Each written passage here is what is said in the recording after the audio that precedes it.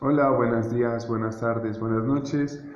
Continuando con la dinámica de lectura de cuentos, poesía o algún extracto de un libro, me toca a mí. En esta ocasión les voy a contar, o bueno, les voy a leer un cuento de terror de Edgar Allan Poe.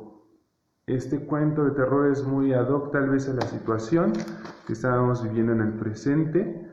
Se llama La Máscara de la Muerte Roja y pues va más o menos así. Saludos para los que estén viendo y para los que lo vean diferido, pues espero que les agrade. Bien, La Máscara de la Muerte Roja. La Máscara de la Muerte Roja. La muerte roja había devastado gradualmente la comarca. Nunca se había visto una epidemia más fatal, más horrorosa. La sangre era su avatar y su sello, lo rojo y lo horrible de la sangre. Eran dolores agudos, vértigos repentinos y luego una abundante hemorragia a la que seguía la muerte. Las manchas escarlatas sobre el cuerpo y especialmente sobre el rostro de la víctima eran los anuncios de la peste. Y entre el comienzo, progreso y terminación de la enfermedad no pasaba más de media hora. Pero el príncipe próspero era feliz, intrépido y sagaz. Cuando sus dominios fueron despoblados de casi la mitad, llamó a su presencia a 1 millar de vigorosos y alegres amigos que escogió entre los caballeros y damas de su corte, y se retiró con ellos a la profunda soledad de uno de sus almenados castillos. Era un extenso y magnífico edificio, creación del excéntrico, aunque regio gusto del príncipe mismo. Una fuerte y elevada muralla lo circundaba completamente. Esta muralla tenía puertas de hierro. Los cortesanos, una vez dentro, con ayuda de hornos y gruesos martillos, soldaron los cerrojos. Habían resuelto no dejar medios ningunos de entrada a los impulsos repentinos de la desesperación o a los de frenesí del interior. El castillo fue abundantemente provisto de víveres. Con semejantes precauciones, los cortesanos podían mandar desafiar a la epidemia. El mundo del exterior se cuidaría a sí mismo. Mientras tanto, era un crimen apesadumbrarse o pensar. El príncipe había llevado todos los accesorios del placer. Había bufones, había improvisadores, había bailarines, había músicos, había belleza, había vino. Todo esto y la seguridad adentro, afuera la muerte roja.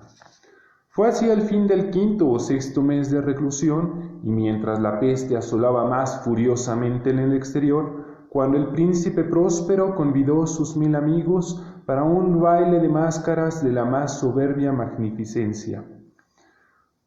Era una voluptuosa escena, aquella mascarada, pero dejad que describa antes las habitaciones en que tenía lugar. Eran 7, una serie imperial. En muchos palacios, sin embargo, tales series forman una larga perspectiva recta, pues las batientes de las puertas asentadas contra la pared, a cada lado, no impiden en alguna manera que la vista penetre hasta el fin. En este caso era muy diferente, como podía esperarse del amor del soberano por lo extravagante. Los departamentos estaban tan irregularmente dispuestos que la visión abrazaba muy poco más de uno a la vez. Había un recodo agudo a cada 20 o 30 yardas, y en cada recodo un nuevo efecto. A derecha e izquierda, en mitad de cada pared, una alta y estrecha ventana gótica daba sobre un cerrado corredor que proseguía los recodos de la serie.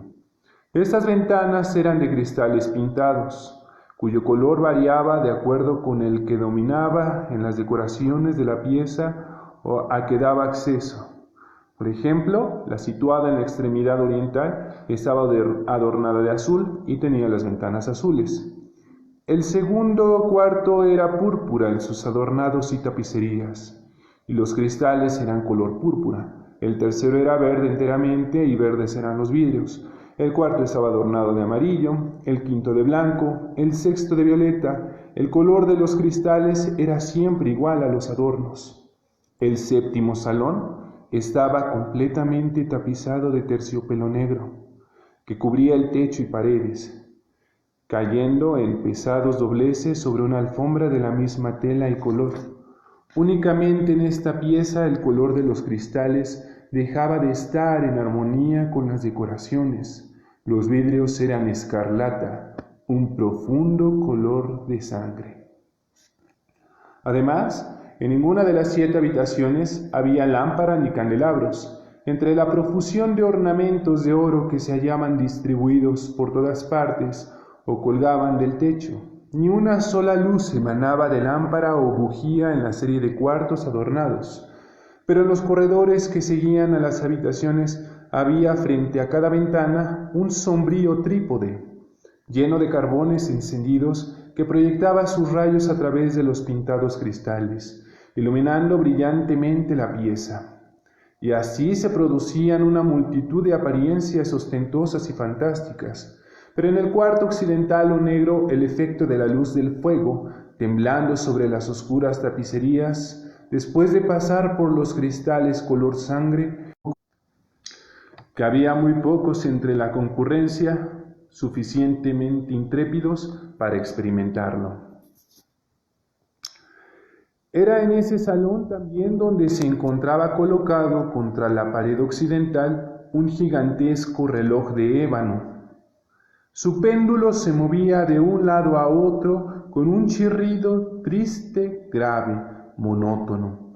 Cuando el minutero recorría el círculo y la hora estaba a punto de sonar, salía de entre los pulmones de bronce del reloj un sonido que era claro y agudo y profundo y extremadamente musical, pero de un tono y énfasis tal que a cada hora los músicos de la orquesta se veían obligados a hacer una pausa momentáneamente en su ejecución para escuchar el sonido, y entonces los valsadores cesaban en sus movimientos, y había una pequeña nube en la alegre compañía, y mientras que duraban los golpes de la campana, se notaba que los más festivos se volvían pálidos, y que los más viejos se pasaban la mano por la frente como si les atormentara una fantástica meditación. Pero cuando los ecos habían cesado por completo, una alegre carcajada escapaba por todos los pechos. Los músicos se miraban unos a otros y sonreían como de su propia nerviosidad y tontería, y en voz baja juraban entre sí que el próximo sonido del reloj no produciría en ellos semejante emoción. Y entonces, después del lapso de los 60 minutos, que abraza 3.600 segundos del tiempo que huye, volvía otra vez el sonido del reloj y sucedía lo mismo que antes, el mismo desconcierto, el mismo temblor, la misma meditación. Pero a despecho de esas cosas, era una alegre y magnífica bacanal. Los gustos del príncipe eran singulares, tenía buen ojo para los colores y los efectos, desdeñaba las decoraciones de la simple moda, sus planes eran atrevidos y salvajes, y sus concepciones brillaban por una esplendidez soberana. Hay gentes que lo hubieran creído loco, sus compañeros comprendían que no lo era. Era necesario oírle y verle y tocarle para convencerse de que no lo era. Había dirigido en gran parte el embellecimiento de los 7 cuartos, en ocasión de esta gran fiesta, y había sido su propio gusto el que había dado carácter a los disfraces. Seguramente eran grotescos. Había mucho brillo, mucho de picante y de fantástico, mucho de lo que se ha visto después en Hernani. Había figuras arabescas, con adornos y vestidos extraños. Había caprichos de delirio, como los trajes de los locos. Había mucho de bello, mucho de fastuoso, mucho de extravagante, mucho de terrible y no poco de lo que puede excitar disgusto. En una palabra, los 7 cuartos eran recorridos por una multitud de ensueños que se balanceaban aquí y allá, y estos, los ensueños, se agitaban en todos sentidos, tomando color diferente en cada pieza y haciendo que la salvaje música de la orquesta pareciera el eco de sus pasos. Y cada hora suena el reloj de ébano que está en el cuarto de terciopelo. Y entonces, durante un momento, todo enmudece, salvo la voz del reloj. Los sueños quedan inmóviles en el sitio que ocupan, helados. Pero los ecos de la campana se apagan de nuevo. No han durado más que un instante y apenas han desaparecido. Una alegre, aunque temblorosa carcajada entreabre los labios de los que danzan. Y entonces la música se dilata otra vez y los ensueños se ponen en movimiento y se tuercen acá y allá más jovialmente que nunca, tomando el color de los pintados vidrios a través de los cuales fluyen los rayos de los trípodes. Pero en el cuarto que está más al occidente de los 7, ninguno de las máscaras se aventura ahora, porque la noche pasa rápidamente y penetra una luz siempre más roja a través de los vidrios color sangre, y la negrura de los fúnebres paños aterra, y el que pone sus pies sobre la negra alfombra recibe del cercano reloj de ébano un sordo repique, más solemnemente enfático que los percibidos por los que se abandonan a indolente alegría en las otras habitaciones.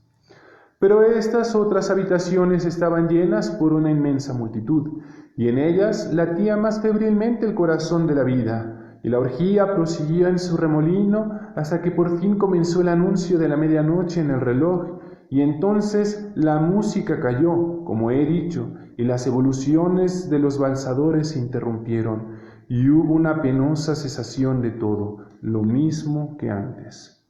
Pero ahora el reloj tenía que golpear 12 veces con su campana, y así sucedió, quizá, que muchos pensamientos se deslizaron con más tiempo, hasta en las meditaciones de los recelosos que había en aquella bacanal. Y así, además, sucedió, quizá, que cuando el último eco de la última campanada se hundió completamente en el silencio, hubo muchos de los asistentes que pudieron apercibirse de la presencia de un enmascarado que hasta entonces no había llamado la atención de nadie. Y habiéndose derramado en voz baja el rumor de aquella nueva presencia, surgió por último de todos los convidados un susurro o murmullo de desaprobación y sorpresa, que se cambió por fin en expresión de terror, de horror y de disgusto. En una asamblea de fantasmas como la que he pintado, se puede suponer que ninguna apariencia vulgar hubiera causado tal sensación.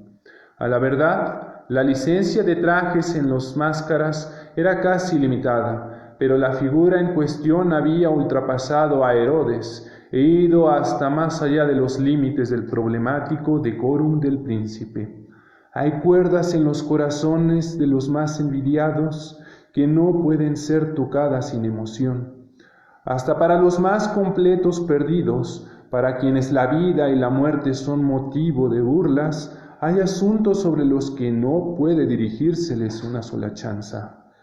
Toda la concurrencia parecía comprender profundamente que en el traje y aspecto del extranjero no había ni gracia ni decencia.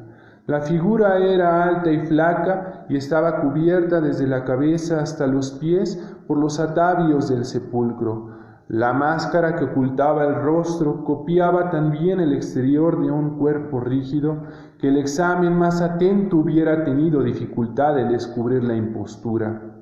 Y todavía se hubiera sufrido esto, si no aprobado por aquellos disolutos, pero el desconocido había llevado su imprudencia hasta representar a la muerte roja.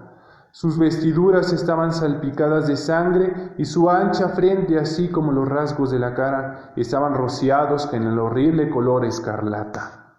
Cuando los ojos del príncipe Próspero cayeron sobre la espectral imagen, que, con pausado y solemne movimiento, como para sostener mejor su rol, se pavoneaba aquí y allá entre los valsadores, se le vio convulso.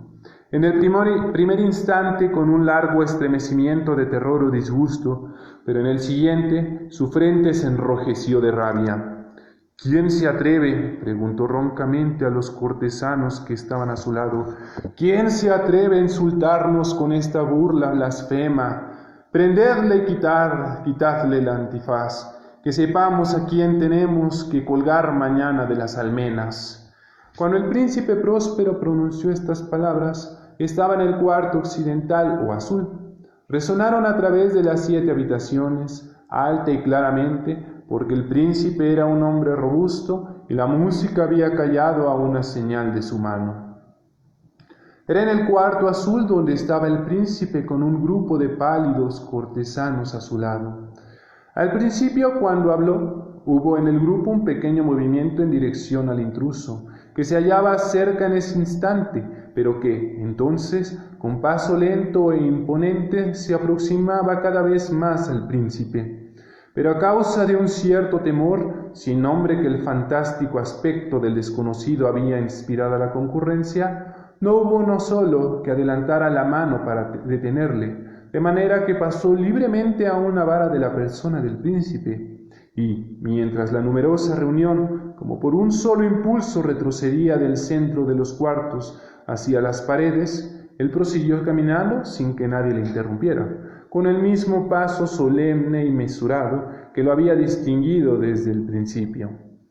Del cuarto azul pasó al púrpura, del púrpura al verde, del verde al amarillo, de este al blanco, y de allí al violeta, antes que se hubiera hecho un movimiento decidido para apresarlo. Fue entonces, sin embargo, cuando el príncipe Próspero, enloquecido por la rabia y la vergüenza de su propia, aunque momentánea cobardía, se arrojó corriendo a través de los 6 cuartos, sin que ninguno lo siguiera, a causa del mortal terror de que todos se había apoderado. Empuñando una brillante daga, se había aproximado impetuosamente al fugitivo personaje, cuando éste, habiendo alcanzado la extremidad del cuarto de terciopelo, se volvió de repente y miró a su perseguidor. Se escuchó un agudo grito y la daga cayó relampagueando sobre la negra alfombra, en la cual instantáneamente después se desplomó el cadáver del príncipe Próspero. Entonces, animados los cortesanos por el salvaje valor de la desesperación, entraron en el salón negro y, haciendo al enmascarado, cuyo alto cuerpo se mantenía recto e inmóvil en la sombra del reloj de ébano, quedaron presa de inexplicable horror al encontrar que bajo la mortaja y la máscara de la muerte, a la que habían echado mano con tan violenta rudeza, no habitaba ninguna forma tangible. Y entonces se conoció la presencia de la muerte roja. Había entrado como un ladrón de noche, y uno por uno fueron desplomándose los convidados en los cuartos rociados de sangre, y cada uno murió en la postura desesperada de su caída, y la vida del reloj de ébano acabó también con la de la última víctima. Y las llamas de los trípodes se expiraron, y la oscuridad y la ruina y la muerte roja ejercieron su limitado imperio sobre todo. Espero que les haya agradado este cuento, que es La Máscara de la Muerte Roja, y pues los invito a que sigan leyendo y que disfruten de estos cuantos videos y que nos compartan también sus propias lecturas. Saludos, Dani, y pues nos estamos viendo. Que pasen un excelente día, tarde, noche o en el momento en el que vean este video. Bye.